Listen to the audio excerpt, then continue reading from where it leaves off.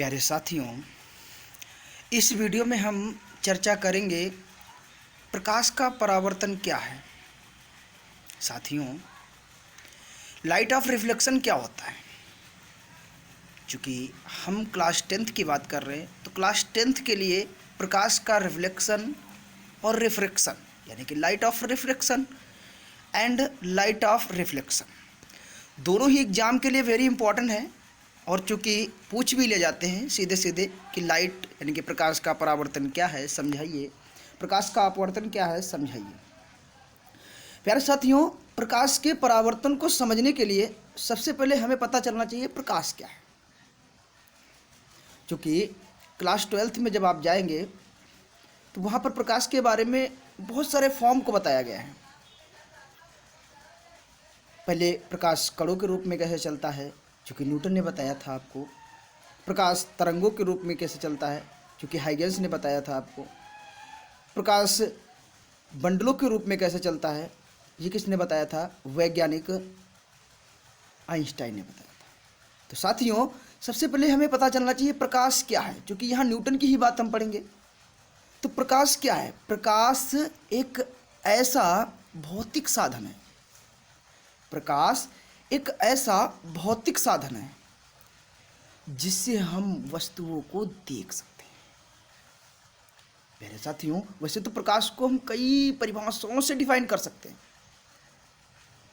But अगर हम प्रकाश की साधारण भाषा में बात करें तो प्रकाश एक वह भौतिक साधन है जिससे हम क्या कर सकते हैं, वस्तुओं को देख सकते हैं, महसूस कर सकते हैं, जान सकते हैं कि वस्तु क्या है।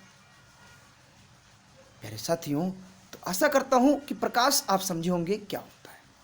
आपसे अगर पूछ दिया जाए कि डेफिनेशन ऑफ लाइट, तो डेफिनेशन ऑफ लाइट जो बोलेंगे तो प्रकाश एक ऐसा भौतिक साधन है जिससे हम वस्तुओं को देख सकते हैं। साथियों, अब बात करते हैं प्रकाश के परावर्तन की। अगर साधारण भाषा में हम प्रकाश के परावर्तन की बात करें तो प्रकाश का परावर्तन क्या होता है, तो प्रकाश का परावर्तन का मतलब कोई भी प्रकाश की किरण। अब ये परावर्तन ऐसा नहीं जरूरी है कि प्रकाश में ही परावर्तन लागू होता है, आवाज में भी हो सकता है परावर्तन, बोले तो अगर टेक्निकल भाषा में ध्वनि में भी हो सकता है रिफ्रैक्शन। बट अगर हमारे पास बात करें प्रकाश का परावर्तन क्या है, प्रकाश के परावर्तन के बारे में बात कर लें तो प्रकाश के परावर्तन का मतलब क्या होता है। साथियों, प्रकाश का परावर्तन जब कोई किरण किसी अपारदर्शी माध्यम पर पड़ती है तो वह अपने ही माध्यम में वापस आ जाती है। प्रकाश की इस प्रक्रिया को हम क्या कहते हैं, प्रकाश का परावर्तन कहते हैं। अपारदर्शी माध्यम। साथियों, यहाँ पर हम जब परावर्तन के लिए यूज करते हैं तो परावर्तन के लिए हमारे पास दर्पण का प्रयोग किया जाता है, और यहीं पर अगर रिफ्रैक्शन की बात कर देता अर्थात अपवर्तन की बात कर देता तो अपवर्तन के लिए हम किसका प्रयोग करते हैं, लेंस का प्रयोग करते हैं। साथियों, आइए और डिटेल से समझते हैं। हमारे पास अगर पूछ दिया जाए कि परावर्तन के लिए सबसे अच्छा माध्यम कौन सा होगा, तो चिकना पृष्ठ। जितना ही अच्छा चिकना होगा पृष्ठ, जितना ही चिकना पृष्ठ होगा उतना ही परावर्तन अच्छा होगा, रिफ्लेक्शन अच्छा होगा। तो साथियों, ये तो बात थी हमारे पास प्रकाश के परावर्तन की। आइए डेफिनेशन हमारे पास लिखी हुई है, पीडीएफ में देखेंगे आप लोग, ध्यान दें। जब प्रकाश किसी एक समांग माध्यम से चलकर दूसरे माध्यम के तल से टकराता है तो प्रकाश का कुछ अथवा संपूर्ण भाग लौटकर प्रथम माध्यम में ही वापस आ जाता है, तो उस क्रिया को प्रकाश का परावर्तन कहते हैं। साथियों, आसान भाषा में हमने बताया आपको, प्रकाश जब किसी माध्यम पर जाता है पुनः ही अपने माध्यम में वापस आ जाता है, उस प्रक्रिया को हम क्या कहते हैं, प्रकाश का परावर्तन कहते हैं। जैसा कि आप लोग फिगर देख रहे हैं, यहाँ पर अगर फिगर की बात करें तो साथियों, ये जो हमारे पास फिगर बना हुआ है, ध्यान दें, इधर हमारे पास ये फिगर बना हुआ है। तो फिगर हमारे पास क्या है, देखिए, ये हमारे पास क्या है, आपतित किरण है। ये हमारे पास क्या है, आपतित किरण है।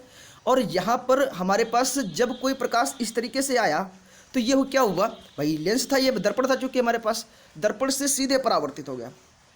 और नॉर्मल अगर ड्रा करेंगे साथियों तो नॉर्मल हमारे पास क्या होगा, ये होगा। तो ये हमारे पास आपतन कोण हो जाएगा, ये क्या हो जाएगा, अपवर्तन कोण हो जाएगा। प्यारे साथियों, तो यहाँ से हमारे पास फिगर बन के आ जाएगा ये जो कि आप देख रहे हैं समतल दर्पण के लिए, क्योंकि दर्पण किसका यूज किया गया है, समतल दर्पण का यूज किया गया है।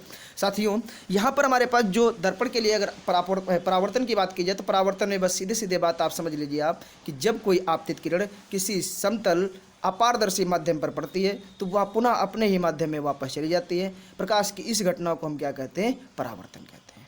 साथियों यहाँ से हमारे पास प्रकाश के परावर्तन से दो नियम प्राप्त हुए। अब दो नियम हमारे पास क्या थे, क्योंकि पहला नियम जो था हमारे पास वो क्या था कि आपतित किरण, ध्यान दें पहला नियम हमारे पास क्या था कि आपतित किरण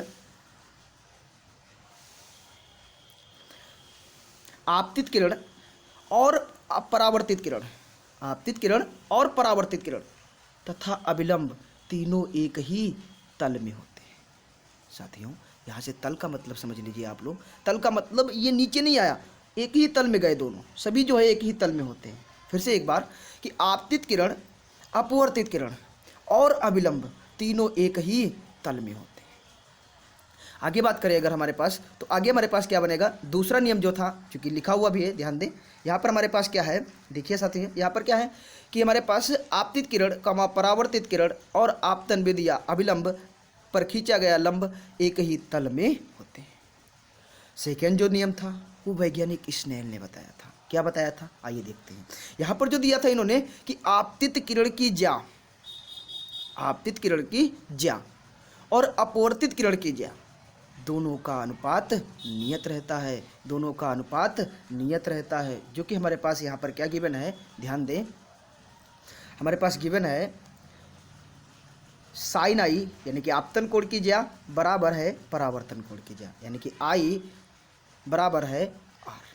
प्यारे साथियों आशा करते हैं कि आपको परावर्तन समझ में आया होगा, परावर्तन क्या है ये बात आप समझ चुके होंगे। आइए आज के लिए यहीं तक। साथियों अगर वीडियो हमारा पसंद आया हो तो लाइक करें, सब्सक्राइब करें तथा अपने दोस्तों में शेयर करें। Thank you, bye bye.